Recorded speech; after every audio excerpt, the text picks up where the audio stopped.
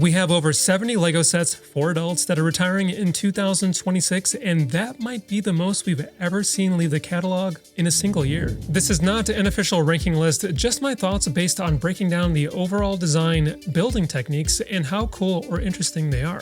I did have a chance to build some of these, some are still on my radar, and some are out of my grasp forever, so let's see where these rank before they disappear. Starting off with sets under 1,000 pieces, these are the smaller ones, but a couple are definitely shelf-worthy, and a few of these make for some great gifts. I built this Super Mario Bros. Piranha Plant alongside the Mario Kart set that came out last year, which complemented it very well. I mean, it looks like it came straight out of one of the game's tracks. It's got a nice level of posability for what it is, and you can drop the coins inside, so there's some a level of activity there. It's a solid build, and it gets a gold for me. Next, we have the second Transformers set ever released, Bumblebee. I built the other two, but passed up on this one. It's definitely not the best of the Transformers lineup. It's a little underwhelming in some areas, but it's still alright. It ends up in the silver range, but if you're a fan of the franchise, it's probably a solid pickup. We have a bunch of Star Wars ships that are retiring this year. The Super Star Destroyer is a standout to me, but the rest are mostly forgettable. If you collect them, they are something to consider, but most fall into the silver or bronze tier. And of course, we have a bunch of Star Wars helmets, so we've got to retire a few to make room for the new ones. The helmet economy is pretty grueling.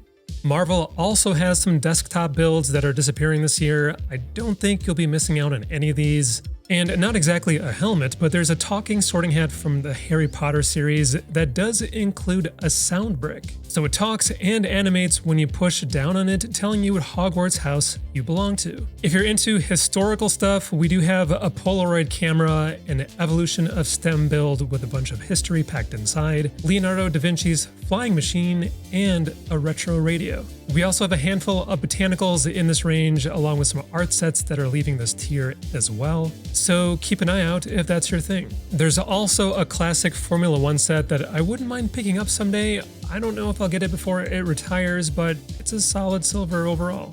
I read that the building experience is very simple on this Everyone is Awesome set, but the minifigures are pretty cool.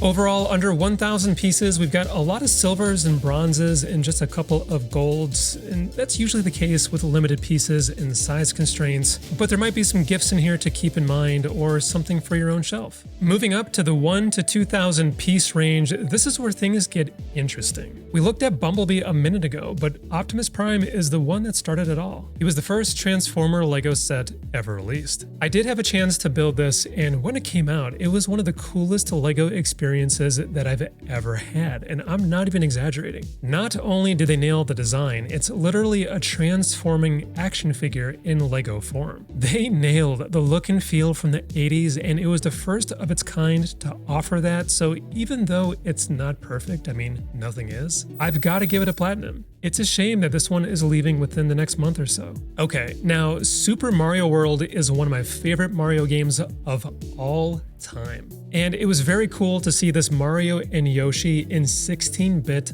LEGO form. I've had it for a while and I haven't built it yet, but they have the likeness down for sure. It's something that I want to put on my shelf probably for a very long time, and I do have to say the interactivity is a nice bonus. This sits comfortably in the gold tier. From the Dune series, we have this crazy looking flying vehicle. Not only is it a unique looking ship, the mechanics are super satisfying. I mean, check this out. For fans of Dune, this is probably one of the coolest things to come from the franchise. It's iconic and very interesting, so I'm gonna give it a gold. And believe it or not, Star Wars actually took inspiration from Dune. On its way out this year is the TIE Interceptor, and we've had other TIE fighters, so if you've built one, this probably isn't that much different. But if you're more into the dark side of things, you can't go wrong with the TIE Fighter. And ranking this one amongst all of that, I'll put it in the silver range. For the bookshelf, this Sherlock Holmes book nook and Little French Cafe set are on their way out. The book nook was interesting, I did enjoy that, and the French Cafe wasn't very memorable for me. A couple of LEGO architecture sets are also retiring. You know, the Statue of Liberty has been around forever, and it is pretty iconic, so that's going to get a gold. The Great Pyramids are interesting, but you only get half of one, which is a bold choice for a pyramid, and I'm going to give that a silver. We've got a bunch of Lego decorations, botanicals, and art pieces that are leaving it as well. Of course, these all depend on what you're into and how your space is set up. Nothing too crazy with these two Disney sets. I did love Lion King growing up. I watched that movie like 100 times, but I wouldn't really want to make room for Simba on my shelf. And that Magic of Disney set is interesting if you're a longtime Disney fan. Honestly, all of these Technic sets are silvers to me. Maybe the Lamborghini or that Ford GT could potentially be golds, but everything else is a silver. Okay, to round out this tier, we've got the classic Batmobile from the 1960s TV series. The design is fairly good, it's got the likeness down. I did read that a lot of people were disappointed about this set. I did originally rank it a bronze, which it may in fact be, but for now, I'm gonna give it a silver. However, I am more confident in ranking this Jaws set. When it came out, I remember it sold out pretty quickly, and a lot of people were excited about it. And now that time has passed, I still think it's a great set. It captures the iconic moment from a legendary movie, and I ranked it a gold a long time ago, and it's definitely still a gold. So in the 1 to 2,000 piece range, we had our first platinum of the bunch. That Optimus Prime set is epic. But we do have some good stuff in here. All right, let's jump into the 2 to 3,000 piece tier. We're going to see more iconic franchises pop up and some mechanics that still blow my mind to this day. Starting off this tier, we have a legendary tree from two of the most beloved Legend of Zelda games of all time. And that's what's cool about it. It's a 2-in-1. I was surprised to see it when they announced it. The minifigures and Zelda designs that we see everywhere are amazing, and both games are in my top games of all time. I originally ranked it a silver, and I think I'm gonna keep it there. It's not a bad design by any means, but I've got to leave room for even better sets that we hopefully get from the franchise. And to be honest, I'm just happy that we have The Legend of Zelda in Lego form. This PAC-MAN Arcade was one of the first sets that I built on the channel a very long time ago. Those videos aren't up anymore, but it just has like such clever engineering that made me say, wow.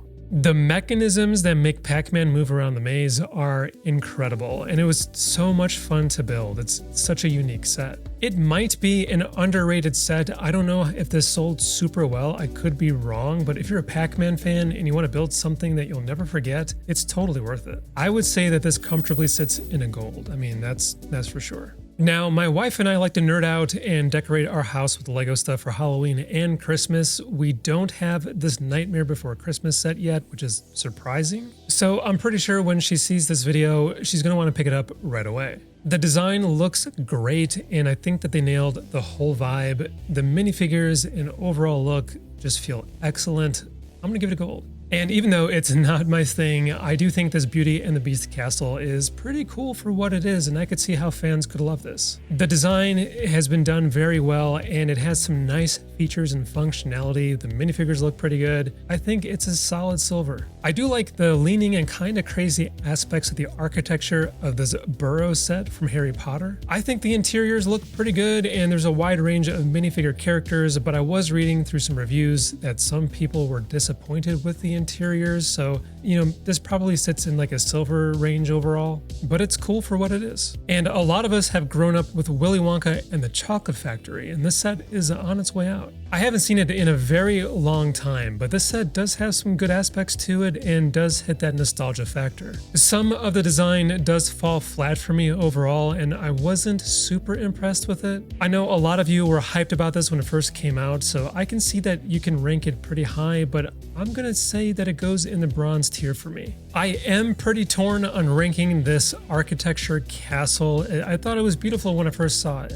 When I did some research, some reviewers were saying that the colors might have been a little bit off during the build, but I can't ignore the fact that it's a really amazing display piece. And there is some creative ingenuity with some of these windows, so you know what? This gets a gold. Okay, next up we have one of the most iconic paintings of all time. We have Starry Night from Vincent van Gogh. I do own this one, and I definitely want to build it whenever I can find the time. My backlog is insane. But I almost gave this a platinum. It's pretty close. From what I read, the building experience does have some frustrating parts to it, but the final design looks amazing. This is a very well designed set, and I believe it's a first of its kind, so let's give it a gold, and I can't wait to build it. There's nothing too special with these Technic sets. The Mercedes could be solid if you're into that brand, and the Excavator could be a challenging build, but I read about way too many issues to give it anything above a bronze. And quickly, we have this crazy looking thing. I mean, it looks like it's from Power Rangers, from Transformers, and it's also from Fortnite.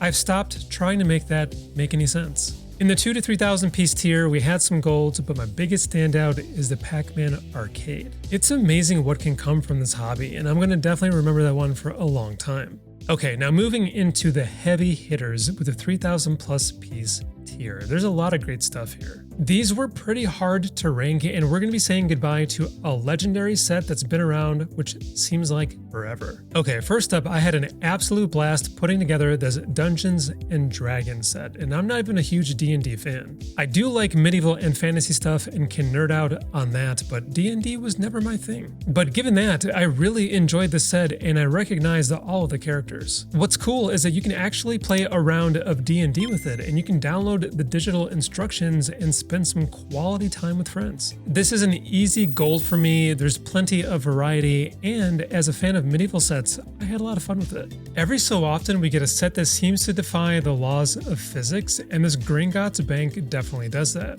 Now get this, I've been trying to get my hands on it for the last 6 months, and I can't find it anywhere. It might already be retired, so apologies if you want it. But this bank is just sitting on top of this winding track underneath, and from what I understand, it's very sturdy for what it is. The engineering here is impressive. It's a gold for me for sure, and I would love to build it one of these days. I hope I can find it. Moving on to X-Men, this one is bittersweet. 90s X-Men with the animated series and the action figures, I mean, that was my jam growing up. But it starts to break down the more you look at this. I mean, the interiors look cool, but they're too cramped. The dimensions look off overall, and some of the colors don't quite fit. I think it should have been bigger, which would have made it more expensive, but I think that would have been worth it. Ranking this is extremely hard. My younger self wants to give it a gold. You know what? Let's give it a bronze, and I feel like I'm disappointing my younger self by saying that, so sorry, younger me. I'll have to make it up to you.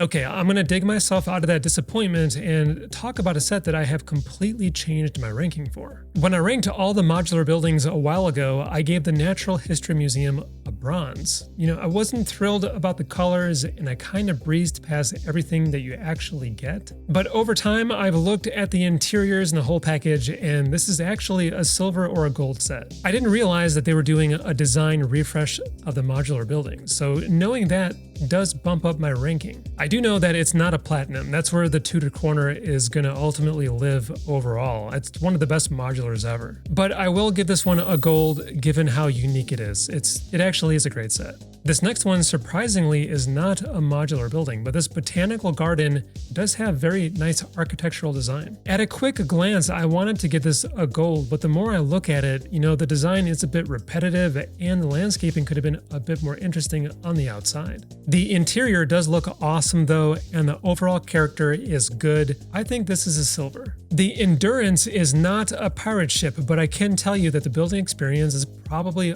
a lot of fun, and I've read a lot of good things about it. The design is beautiful on this. I bet it looks great on display, so this gets a gold. We also have a river steamboat retiring, which is pretty unique. I do like the design on this, and it has working mechanisms to spin the wheel in the back. I was disappointed to see that it doesn't come with any minifigs, but it does seem like it was designed as a display piece, so I'm going to rank it for what it is and say that it deserves a gold. This came out a very long time ago and is another one in my backlog. It's another unique piece with the grand piano. The concept is awesome. It's a piano made out of Lego, and apparently you can play music with it, but it's not like you think. You connect your phone and it can make it look like it's actually playing music automatically, or you can hit a key to play music. But you can hit any key and it'll still work, which is certainly beyond my piano playing abilities, so I'll take it. The gimmicky music thing does not impact my ranking either way. I think it's a beautiful display piece and sits in a gold tier with its design. Up next, this huge NASA Artemis space launch system. You know, this thing looks like a project, and I mean that in a good way. It's it's massive. From what I understand, it can be very tedious, especially the launch platform section. You're gonna need a lot of patience for this one, but it does make for a good display piece. It might be a silver given the repetition aspect of it, but I'm gonna still give it a gold. And we also have one of the larger scale Technic cars retiring soon, this time the Ferrari Daytona. Honestly, I'm not as much of a fan of this one as I am of some of the others. I did build the Porsche a long time ago. From the research that I did, this Ferrari can be pretty flimsy compared to the rest, so maybe it's a silver. But it is definitely a step above the other Technics that we have in this batch, so let's bump it up to a gold. Oh, and I guess there's some issues with the instructions, so make sure you use the digital instructions online if you do pick this up. Moving on to Star Wars, we have Jabba's sail barge from Return of the Jedi. The design and presentation, including the interior scenes, are fantastic. But this one throws me through a loop. I'm very disappointed that we needed to get a separate set for the Sarlacc pit to get the other minifigures. And unfortunately, it makes this feel incomplete, and I'm going to mark off points for it. If it included everything, this would have probably been a gold, but it's going to sit at a silver. This tier is going to get very expensive for Star Wars fans if you don't have these, because we also have the massive Venator ship retiring. In the Star Wars space, this is definitely a legendary and iconic ship. I will tell you right away that because of its weight, it does have a problem with sagging. But that's more of a problem with physics, unfortunately. The design is incredible, and it's huge, and it would be an amazing project. So let's give this one a platinum, maybe with an asterisk that it might be a gold. Just keep that sagging aspect in mind if you do pick it up,